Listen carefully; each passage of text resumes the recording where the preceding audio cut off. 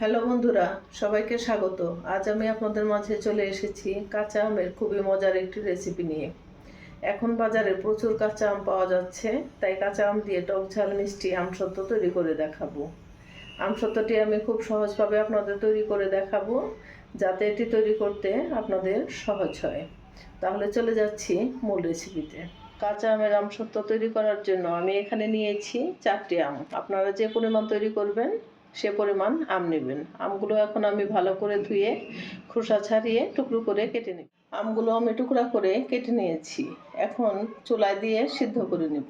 চুলায় একটি প্যান বসিয়ে টুকরো করে রাখা আমগুলো দিয়ে দিচ্ছি, আর দিয়ে দিচ্ছি কিছুটা পানি। ঢাকনা দিয়ে ঢেকে দিচ্ছি। এখন আমগুলো ভালো করে সিদ্ধ করে নেব। আমগুলো আমার সিদ্ধ হয়ে গিয়েছে। আমি প্রায় 5-6 মিনিটের মতো আমগুলো সিদ্ধ করে নিয়েছি। আপনারা দেখতেই পাচ্ছেন আমি চাপ দেওয়ার ফলে আমগুলো গলে যাচ্ছে। এভাবেই ভালো করে আমগুলো সিদ্ধ করে নিতে হবে। আমি এখন একটি স্ট্রেনারে আমটাকে ছেঁকে নেব। আমের পাল্পটাকে আমি একটা স্ট্রেনারে ছেঁকে নিচ্ছি, যাতে আমের রসগুলো ছাড়ানো যায়। আমের রসগুলো সহ দেওয়া যাবে না, তাহলে আমসত্ত্বটি স্মুথ হবে না। আমি একটু ভালো করে ছেঁকে একটি পিউরি বের করে নিচ্ছি। আমের পাল্পটা আমি বের করে নিয়েছি। এখন চুলায় একটি প্যানে দিয়ে দিচ্ছি।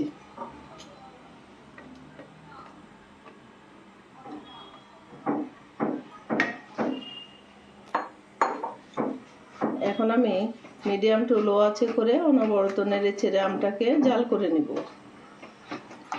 এখন দিয়ে দিচ্ছি স্বাদ মতো লবণ, স্বাদ মতো চিনি। চিনিটা আপনাদের টেস্ট অনুযায়ী, আমটা কি পরিমাণ টক সে পরিমাণ বুঝে চিনিটা অ্যাড করবেন। দিয়ে দিচ্ছি সামান্য একটু গোলমরিচের গুঁড়া,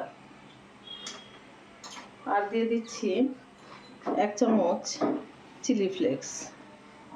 এতে করে আমসত্ত্বটা একটু ঝাল ঝাল লাগবে, খেতে অনেক টেস্টি হবে। আর আপনারা যদি ঝাল খেতে না চান, শুধু মিষ্টি টক মিষ্টি খেতে চান, তাহলে গোলমরিচ আর চিলি ফ্লেক্সটা স্কিপ করবেন।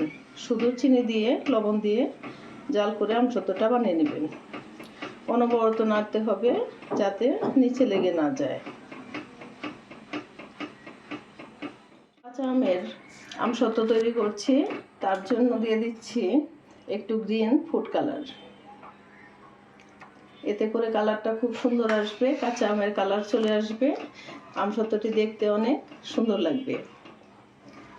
আপনাদের হাতের কাছে না থাকলে এটি স্কিপও করতে পারেন। এখন ভালো করে অনবরত নেড়ে ছেড়ে জাল দিয়ে একটু জেলির মতো তৈরি করে নিচ্ছি। আমার পাল্পটাকে জাল করে নেওয়া হয়ে গিয়েছে। আমি এখন একটা ড্রপ উঠিয়ে দেখব যে এটি কতটা পারফেক্ট হয়েছে।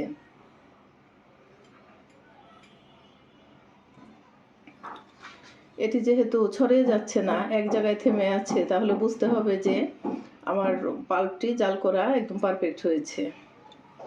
আমসত্ত্ব তৈরি করার জন্য এটা সম্পূর্ণ রেডি। আমি এখন এটি চুলা থেকে নামিয়ে নেব।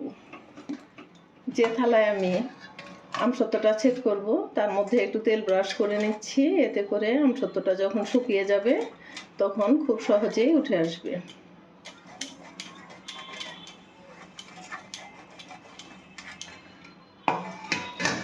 আমি 2টা থালায় ছেদ করব। আপনারা অবশ্যই স্টিলের থালায় আমসত্ত্বটি ছেদ করবেন, তাহলে খুব সহজে এটি শুকিয়ে যায় এবং উঠাতেও খুব সহজ হয়। আমি এখন একটু পাল্প থালার মধ্যে ঢেলে দিচ্ছি।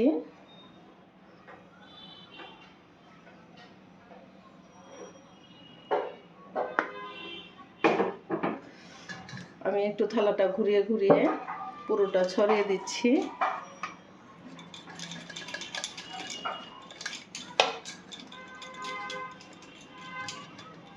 পুরোটা ছড়িয়ে দিচ্ছি। আমের পাল্পগুলো আমি ভালো করে প্লেটে ছড়িয়ে নিয়েছি। এখন ছাদে দিয়ে দিব। প্রচণ্ড রোদ এখন, ছাদে দিলে একদিনেই শুকিয়ে যাবে। আর যদি আপনাদের একদিনে না শুকায়, তাহলে 2 দিনেও শুকিয়ে নিতে পারেন। আমার আমসত্ত্বটা শুকিয়ে নেওয়া হয়ে গিয়েছে, আমি এখন প্লেট থেকে উঠিয়ে নিচ্ছি। আপনারা দেখতেই পাচ্ছেন তেল দেওয়ার কারণে প্লেটে আমের আমসত্ত্বটা খুব সুন্দর উঠে আসছে। এটি কতটা গ্লেসি হয়েছে আপনারা দেখতেই পাচ্ছেন, কতটা সুন্দর শুকিয়ে গিয়েছে। এখন আমি আমসত্ত্বটাকে একটু কেটে নিচ্ছি। একটা ছুরির সাহায্যে আমি কেটে নিচ্ছি।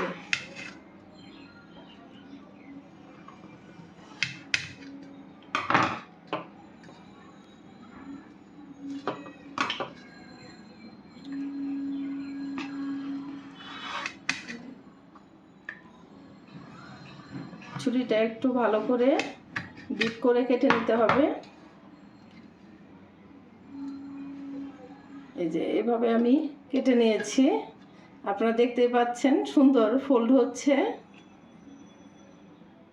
এভাবে আপনারা তৈরি করে সংরক্ষণ করতে পারেন প্রায় 1 মাসের মতো। এটি ফ্রিজে রাখার প্রয়োজন নেই, বাইরে রেখেও সংরক্ষণ করা যাবে। আমি সবগুলো আমসত্ত্ব ফোল্ড করে নিচ্ছি। আমার এই কাঁচা আমের রেসিপিটি আপনাদের কেমন লাগলো অবশ্যই কমেন্টস করে জানাবেন। ভালো লাগলে একটি লাইক দিবেন। আমার চ্যানেলে আরও নিত্য নতুন রেসিপি দেখার জন্য চ্যানেলটি সাবস্ক্রাইব করে আমার পাশে থাকার অনুরোধ করছি। এতক্ষণ আমার ভিডিওটি দেখার জন্য সবাইকে অসংখ্য ধন্যবাদ।